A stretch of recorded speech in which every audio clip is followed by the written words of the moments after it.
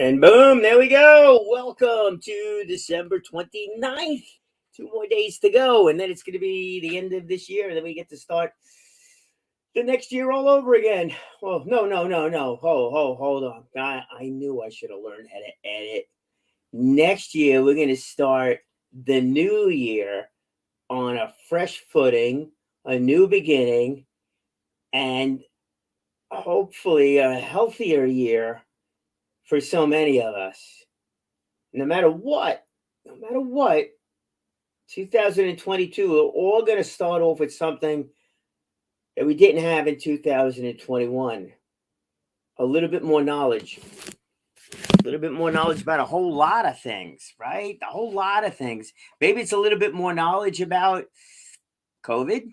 Maybe it's a little bit more knowledge about business. Maybe it's a little bit more knowledge about how we deal with, interact with our friends, family members, business associates, business partners, referral partners, etc., etc., etc., etc. Quote from one of my favorite movies, Willy Wonka. So, but no matter what, we're going to start off with a little bit more knowledge inside of us. Will that knowledge change over time? Oh, yes, absolutely it will. Everything changes over time. It kind of brings us to today's topic. Knowledge definitely changes and adapts and things like that, but that foundation of knowledge, the foundation of where we begin, the foundation of different things that we do, pretty much stays the same. Definitely has to adapt to the change of time, definitely has to adapt to change of technology, but there's so much to learn from the past, without a doubt. And if we don't learn from the past, we're just going to repeat it again and again and again.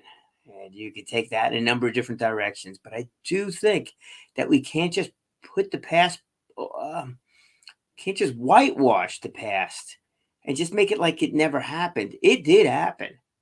Question is, what did we learn from that? Where do we go from that point? That's a question. That's a real good question. Today, though, we're just going to take a look at some stuff. And this is the book, Think and Grow Rich. Some stuff that was discussed years and years and years ago. And it was inspired by somebody that was a precursor. It was still in that same time frame, but who got this whole thing, Napoleon Hill, started with the Think and Grow Rich.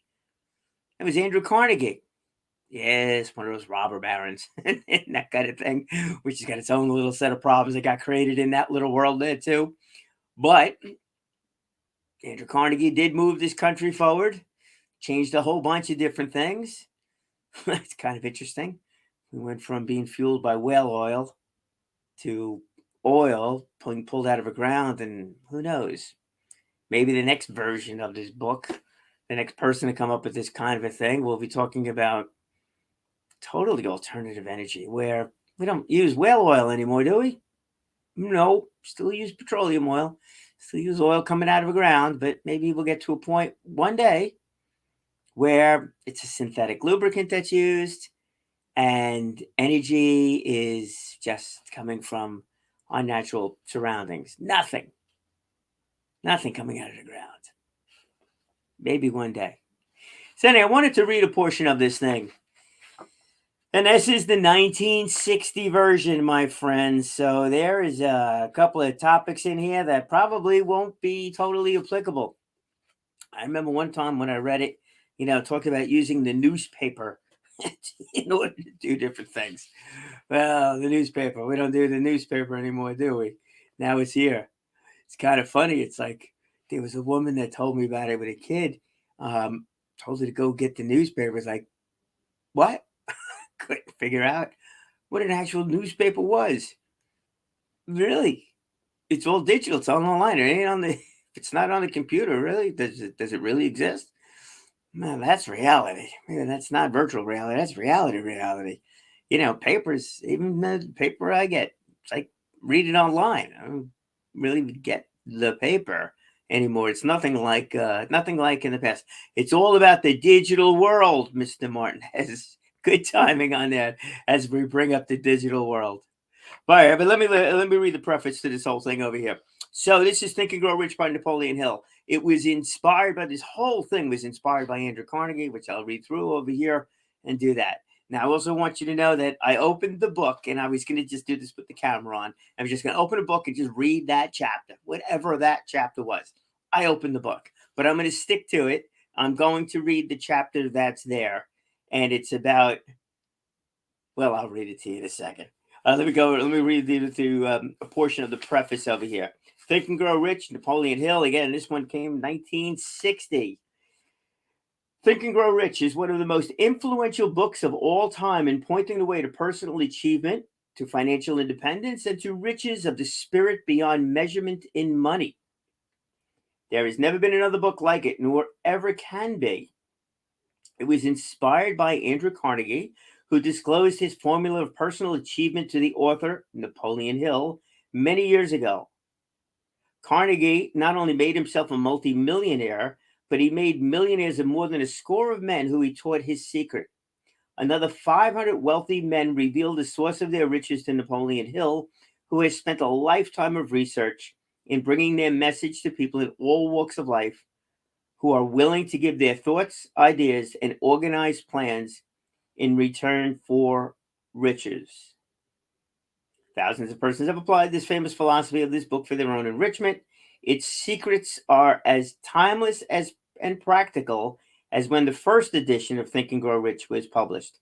In this case, the latest edition, 1960, the philosophies and formulas which lead to success are made available to all who greatly desire to make money and to attain the rich spiritual satisfactions that achievement brings. I'm certainly not going to sit here and read the whole entire book, but as I stated, I opened up the book and one chapter came up. Took my friend's business card over there. It's the brand telling side of things. As you're going to learn a lot more about it as we progress. But this is a chapter, and we'll see how we do with time as I read the whole thing. Yeah, it's a page. So we'll read through the whole thing, and we'll see how it goes. The uselessness of wealth without women. Remember, this is written in 1960. Man's greatest motivating force is his desire to please women. Okay. The hunter who excelled during prehistoric days before the dawn of civilization did so because of his desire to appear great in the eyes of women. Man's nature has not changed in this respect. The hunter of today brings home no skins of wild animals, but he indicates his desire for her favor by supplying fine clothes, automobiles, and wealth. Man has the same desire to please women that he had before the dawn of civilization. The only thing that has changed is his methods of pleasing. Men who accumulate large fortunes and attain to great heights of power and fame do so mainly to satisfy their desire to please women. Makes it sound very one-dimensional. Yes. Well, let's keep going there. Take women out of their lives and great wealth would be useless to most men. It is this inherent desire of man to please women which gives women the power to make or break a man. Okay, women, you can go with that one. Not sure if you're going to agree 100% on the rest of it, but remember, it's from 1960. There is a lot of things that have changed in that one. That man with that hunter-gatherer kind of approach to life, I'd venture to say that probably is there. The only thing he desires to do and lives for is pleasing women. that might be there too. Well, that's kind of changed a little bit there too. We're open to many different lifestyles, but you get the point. To please other people that are appropriate in their lives. Now, is it just man who has built empires and businesses? No, that has changed quite a bit. There's an update there for you. The woman who understands man's nature and tactfully caters to it need have no fear of competition from other women. All right, women, you could chime in on this one whenever you'd like, but I'll read that one again. The woman who understands man nature and tactfully caters to it need have no fear of competition from other women. Basically, women control us, guys. That's really what that one comes down to, without a doubt. Men may be giants, quote unquote, with indomitable willpower when dealing with other men, but they are easily managed by the woman of their choice. Most men will not admit they are easily influenced by the woman they prefer because it is in the nature of the male to want to be recognized as the stronger of the species. Moreover, the intelligent woman recognizes this manly trait and very wisely makes no issue of it. In other words, guys, we're Neanderthals. We only have one thing on our mind: to please our significant other. And women or the significant other know that, and we're easily manipulated. Hmm. Yeah. Some men know they are being influenced by the women of their choice. Oh, okay. All right. So at least we acknowledge the fact. Some men know that they are being influenced by the women of their choice, their wives, sweethearts, mothers, or sisters, but they tactfully refrain from rebelling against the influence because they are intelligent enough to know that no man is happy or complete without the modifying influence of the right woman. The man who does not recognize this important truth deprives himself of the power which has done more to help men achieve success than all others combined. True? Not true? Could be. I would tend to think probably is. I mean, really, what are we doing? We're trying to, we're always trying to please other people. Now, if we please other people to the point where we're neglecting ourselves, our own inner beings, well, that's kind of crazy. That really doesn't make sense. That really is something that should not be. But to think that we're in this world alone is nuts. Absolutely nuts. I mean, I was talking the other day, about the accountability partner and stuff like that. Something that is it. It's not just accountability partners, it's those that are giving us the confidence to actually go out there and do something. Perhaps that right person will steer us in the right direction also. Now, there's a few things in there that might have changed a little bit over time, about because men, at that point in time, the man was the breadwinner of the home. That was it. The woman took care of the house. So you could change that word in there, quite a bit. But beyond that, there's a lot of things that we do because of the desire to work with other people and to bring joy to other people. It's funny. I was went to shul this morning. One of the things that was spoken about after the prayer service, was the fact that money is not just everything. It goes beyond that. Kind of ironic because we were talking about that the other day with that program that I'd listened to about wealthy people versus homeless people. Where is it that money is not the end all to everything? Well, you have to after those hierarchy or Maslow's hierarchy of needs are met. Of course, the basic needs: food, clothing, shelter. Get that done. Then you need, some of those other wants and desires are covered. And then all of a sudden, I think you do get to that other law that's out there, the law of diminishing returns. If I had $100,000 in the bank and my expenses were there, would I be satisfied with that? Maybe, maybe not. Depends upon who you are and that kind of thing. But you know that you've got the basics covered. You have $1 million sitting in the bank, and again, your expenses are that same in that prior range. Sorry, your expenses are covered. You had $100,000 in the bank. How do you approach that $100,000? Safety money. It's this, that, and the other thing. Well, if that 100 becomes a million, it's no longer safety money. You don't really need that much. And if it becomes $10 million, it's like, does it mean as much? Realistically speaking, here. Does that $10 million mean anywhere near as much as that $100,000 from an importance level? Realistically speaking, does it matter that? much? No, I don't think it does, realistically speaking, right? Now, on that want and desire kind of a thing, perhaps there is a little bit more to it, than that.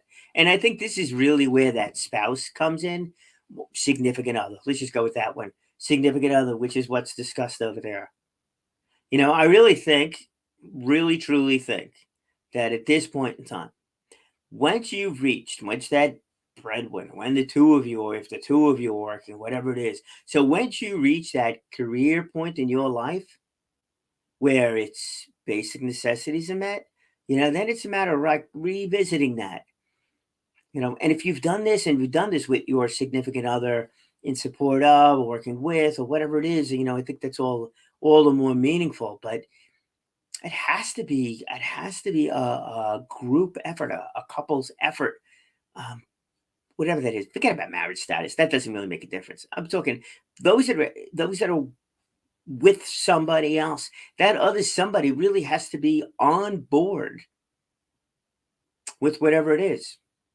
Now, I think that if you were to take a look at the way that one's written in there, it seems like it's the woman that's or the other person is the one that's really steering the ship, in that respect. And I really don't disagree with that because that other person could steer that ship in a positive manner. And it can also steer that ship in a negative manner. If one party is selfish or if both parties are selfish, it's even worse. There's no teamwork involved over there. If both parties are on the same page, if the two of you are working toward that same goal, right? Or understand the importance of the other person's goal and it's still supporting that effort, however they do that, well, now you have a chance at that point in time to think properly and grow your riches, whether your riches are money or your riches are time, being able to share your time with others. That might be so much more important to so many more people than you can imagine. Imagine if and if you have that extra money, now all of a sudden your focus is may change. There was a TV show that was on earlier today too, and it was about two doctors, and it was what they needed to accomplish within their careers. One of them came from a super wealthy family, so his career was really all about his, I guess, the altruistic side of it. He wanted to become the best doctor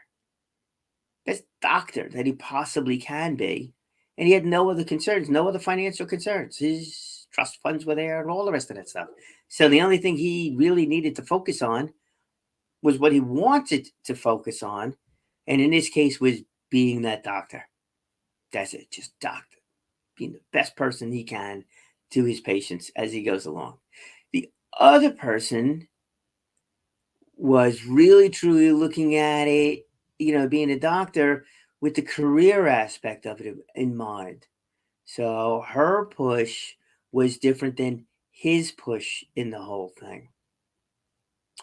And her push had to do with, the career, not playing doctor, but also wanted to get more into the administrative side of it, wanted to do research and wanted to accomplish a lot of different things but didn't have the monetary backing behind everything. So that consideration had to be, within there. So she really had to play within the rules of the hospital. And part of the rules of the hospital is if you wanted to do research, you had to get grant money. If she was able to do that, she had a lot more doors open to her. But I mean, just think about the difference that are there. So if that hospital was the supporting spouse or the significant other in that whole thing, the hospital when talking to the woman were like, hey, we really need to make the money, we need to get the grant money, we need to keep the hospital open. Where the other guy, it was like, all right, you need money, we got money. easy easy enough to do. It wasn't a factor at the whole thing. So she had to focus on getting money, got in the way of the career. He was able to focus on the doctor side of it. So the money didn't get in the way of the career. But if that hospital, that significant other, is not on the same page with those two people, it's hard. Now, obviously, the hospital could be on one side with one, side with the other, but that's a three, it's three people in there. But, if that hospital was your significant other and you were the person with a lot of money, or you were the other person, and the hospital was not in line, or your significant other was not in line with your goals, with what you needed to do, that creates friction, doesn't it? Without a doubt, it certainly does. Let's go in real terms here from a business perspective, right? Let's assume, you're whatever, two 20-year-olds, right? And one of them is like desperately, the woman is desperately trying to become an entrepreneur, loves the idea of going out and trying different things, very freewheeling, okay with everything, and everything, just wants to go out there and accomplish. Doesn't care about safety, doesn't care about the 9 to 5 job, doesn't care about a steady income stream. We'll worry about the health insurance when time comes. The rest of that stuff doesn't matter. If the other person, that significant other, is much more conservative, but like, oh no, need to work. I've been working since I was 12 years old. Always working, always 9 to 5 job, always making sure I got the amount of hours in over there. Always had a job, always had the stability, always knew there was a paycheck coming in. Is that a relationship that's going to work out? Well, maybe after a lot of discussion, but I don't know. That would be a tough one, wouldn't it? You got two totally different mindsets that are involved in that one.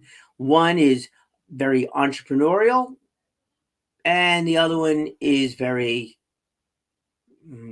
conservative, job oriented, known factor. Wants to make sure that everything's in its place and all neatly lines up. That's tough. Going back over here with that chapter I just pulled out of here. Forget the man woman relationship and all the rest of that stuff. That's obviously changed quite a bit, over time. Everybody's out there with careers. It's not one or the other. you know, Relationships also all different. All right, all that stuff is there. But what's the same there? That foundation part of that whole thing, what is the same there is the same today. You know, we're not doing this thing alone, we're doing it with somebody else. Is that somebody else supportive of what you're doing? Or are you supportive of whatever your significant other is doing? Are you basically on the same page? And that's an important factor because that will affect everything you do. Everything. Obviously, it's going to affect careers, but let's take a look at the other side of it too. What about vacations? Right? Let's assume we go on a vacation. One's very conservative, one's very adventurous. Is that the same vacation? Oh, it could be if you're creative, so that means there's got to be some creativity in there. But if it is work out and it does work out, and you can go on the same vacation, and one's adventurous, one's not. Well, maybe one's in the spa someplace, and the other one's in I don't know, a natural hot lake. Let's assume we go up to Iceland. Let's assume we go one person that's conservative stays in the hotel, sits in the spa, knows you can turn the water up to 98 degrees, and that's it. The bubbles come up, and life is good. Got a book, sitting there reading, maybe music on, very pleasant, nice. The other person takes a 3-mile hike, walks through the snow, gets over to one of these natural hot spring lakes, jumps in the water over there, steam all over the place, sees the sky, sees the stars. If it's at night, why not make it at night too? That's adventure. Both doing the same thing, both sitting in the hot water. Well, good hot water this time. Not hot water, but good hot water. Enjoying that. But different attitudes. Man, they were apart. Same vacation, same marriage, same relationship, but totally apart. It could work, but it's hard. It's definitely hard. So as you're going through relationships, oh, you 20-year-olds, that are building relationships with people, got to understand that You got to understand that mental side of it. Are you a risk taker or are you very conservative? If you're both risk takers, well, that could create a little bit of excitement. Got to make sure you create enough excitement that you do get those bills paid. That hierarchy of needs got to be addressed in there. But beyond that, you got two adventure seekers. Hey, man, that's great. You got two people that are conservative. That is great. It's easy. You get two people that are different. Challenge. Challenge. Put that in the business world. You better choose the right partner when you're going into business with somebody. Integrity. You both be on the same page with integrity. Otherwise, that's a problem. I could have a guest on to talk about that one. He picked the wrong partner. Problem. You could pick other partners that are the same as you. Problem. It might be really wonderful. You both might agree on everything that you do. And you want to know something? If you both agree on absolutely everything you do and you both approach everything together the same way all the time because you both are so similar in nature, you're one person. That's not two people. That's one person. One person, one attitude, no matter how you cut it. That's not good either. Two people on the same page, maybe different chapters in that page, but two people in that on that same page that both are relatively entrepreneurial. You got to be somewhat entrepreneurial. You're not starting your own business, right? But they're both entrepreneurial, but they both got a level of conservatism in there. That means they're both going to take chances, but they're calculated chances. That means you're both going to take a look at a project and you're going to look at a project differently, the same level of risk, but differently. You shouldn't be agreeing with each other on everything because there's different approaches to doing different things. But no matter how you cut it, that is supportive. That is supportive. And as mentioned in there, right? We're influenced by that other person all the time, all the time. And if they're really good, they're not manipulating you, they're influencing you. If they're manipulating you, then you're going to see that. But if they're influencing you properly, you might not even know it. Maybe they feed you a line and you're like, oh, and you start thinking about it and then you split out this idea. And I'm like, that's a great idea. Maybe the other person planted the seed for that great idea. That's all right. That's all right. But you change it, you still come up with yours. And the two of you supportive. Is it in the same direction with each other? Probably, especially if somebody plants a seed and then you build upon it. That's great. That's a true relationship. It's those kinds of relationships that will last. And it's those kinds of relationships that will help your business, your marriage, your long term partner relationship with somebody, your friendship with somebody, your referral partner relationship with somebody last a good long time because you're in that same page kind of thing. You're both approaching things your way, but you're both approaching them with that same general outcome that you're looking for. Look, if I'm out there and I have my business and you have your business, and I'm looking for conservative clients, and you're looking for adventurous clients, well, I really can't refer to you. You're going to be bored with my clients, and same you do. It's a little too risky, for what they're trying to do. That's not it. So they got to be somewhat similar there. So get to know people. That's the whole idea of networking, right? Get to know who you're working with, and see if the two of you are kind of in that same page. Not the same chapter, but that same page. If you are, then you got something to build on. Relationships, personal, business, wherever it is, and make it work that way. And the one for yourself, too. There's different times when we're adventurous, different times when we're conservative internally. Forget about the outside world. Find that balance within there. Some folks call that a work-life balance. I don't know what that is anymore. But how you approach things, how you're doing things, find your own balance within there and make it work that way. That, my friends, is going to be your key to success. That's going to be how you can think and grow rich. as Napoleon Hill put it over here. That's a fascinating story. How the whole thing got started too. It definitely worth the read. The book has been updated. There's some stuff in there that is totally old. There's other things that have been updated to make it much more current, for the current day and technology. The technology is probably the biggest thing. I don't think the attitude is that much different.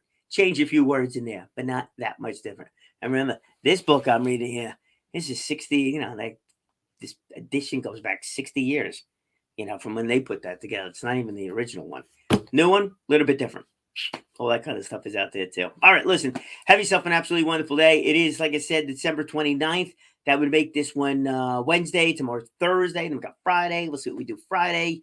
May not do something. Then we'll get into next year. We'll get the whole thing going again and make it work. Have a very healthy, safe New Year's if we don't chat. Hopefully we do. Oh, get this one off on the right foot. Do whatever you can to stay healthy, and I mean long term healthy, keeping that world at least as consistent as possible with it. Definitely an interesting time that we're in. When we go back in history, there's always been interesting times, and there'll be future interesting times. We're going to make it through this one, and we're going to succeed. That I can tell you. Remember now, speak well, speak often, and live inspired.